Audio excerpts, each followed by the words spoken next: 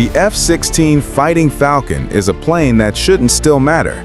Designed in the early 1970s to be a lightweight, affordable dogfighter, it was never meant to dominate modern skies filled with stealth jets, drones, and hypersonic missiles. Yet here we are, in 2025, and the F-16 is flying more combat missions than ever over Ukraine, Gaza, the Red Sea, and the South China Sea. It's being bought by more countries, upgraded with smarter weapons, and trusted in fights where even newer jets hesitate to go. So how did a fighter built before the internet become the world's most dangerous warplane? The answer isn't just about speed or firepower.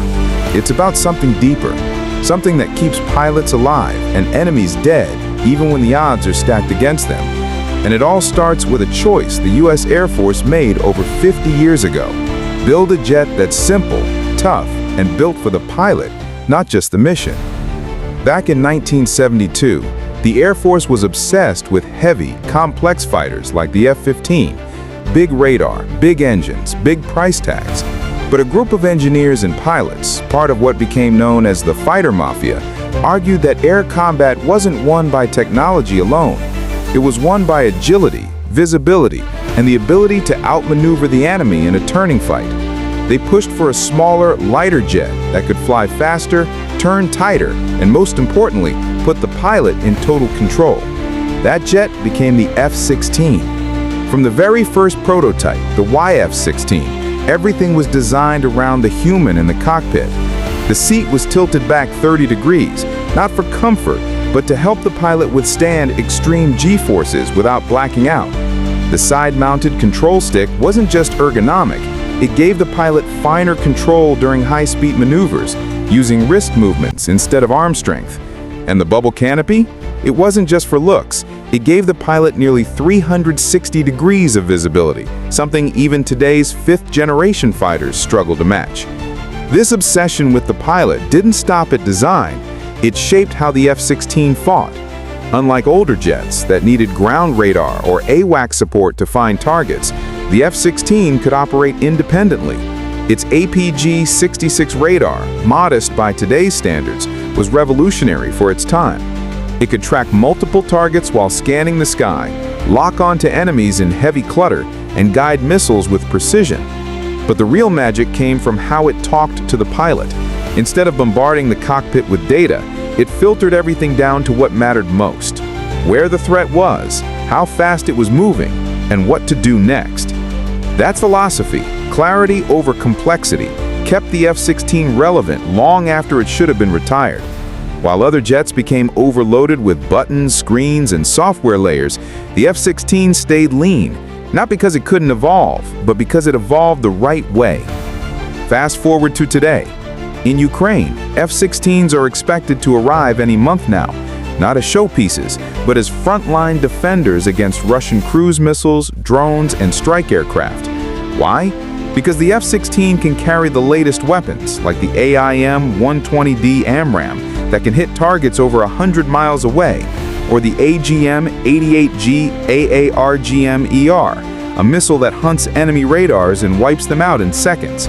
It can also carry electronic warfare pods, jamming systems, and even drone control modules, turning a single jet into a one-plane battlefield. But what really sets the F-16 apart isn't just what it carries, it's how it flies. With a top speed of Mach 2, a combat radius of over 300 miles, and the ability to pull 9 Gs without breaking a sweat, it can outdash, outclimb, and outturn almost anything in the sky. And thanks to its fly-by-wire system, the first ever used in a production fighter, it responds instantly to pilot input, dancing through the air like it weighs half as much as it does. That agility saved countless pilots during the Gulf War, Kosovo, Iraq, and Syria. In 1991, F-16s flew over 13,000 combat sorties, more than any other coalition aircraft. They took out Scud launchers, command bunkers, and air defense sites, often flying into heavily defended airspace with nothing but courage and a radar warning receiver. And while some were lost, most came home because the F-16 was built to survive. Its airframe is tough. Made from aluminum alloys and composite materials, it can take hits that would cripple other jets. Fuel tanks are self-sealing, flight controls are redundant, and the engine, the single Pratt & Whitney F100 or General Electric F110, can keep running even after bird strikes, shrapnel damage, or flameouts at high altitude. In 2003, an F-16 pilot over Baghdad took a direct hit from a surface-to-air missile. The jet lost half its tail, most of its hydraulics, and one wing control surface. But the pilot nursed it back to base using manual trim and throttle alone, landing with no flaps, no brakes, and one working wheel. That's not luck, that's design. Even now, the F-16 is getting smarter. The latest Block 7072 variants, built by Lockheed Martin, come with an AESA radar that can track 50 targets at once, a modern glass cockpit with touchscreen displays, and an advanced electronic warfare suite that automatically identifies and jams threats. They can carry the Joint Helmet-Mounted Cueing system, letting pilots lock onto enemies just by looking at them. And they're fully compatible with Link 16, allowing them to share data with F-35s, drones, and ground units in real time. But here's the twist. None of this would matter if the F-16 wasn't affordable. A new F-35 costs over $80 million, an upgraded F-16 around $64 million, and that includes all the new tech. For countries like Poland, Greece, or the Philippines, that difference means they can buy twice as many jets for the same price. And in a real war, numbers matter.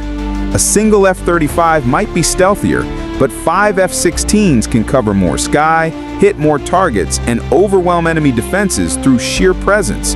That's why over 25 air forces still fly the F-16, and why more are signing up.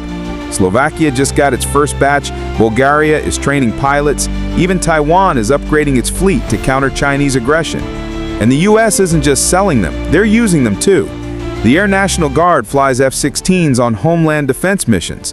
The Navy uses them as aggressor aircraft to simulate enemy tactics. And in the Middle East, they're still launching strakes from bases in Jordan, Qatar, and Bahrain.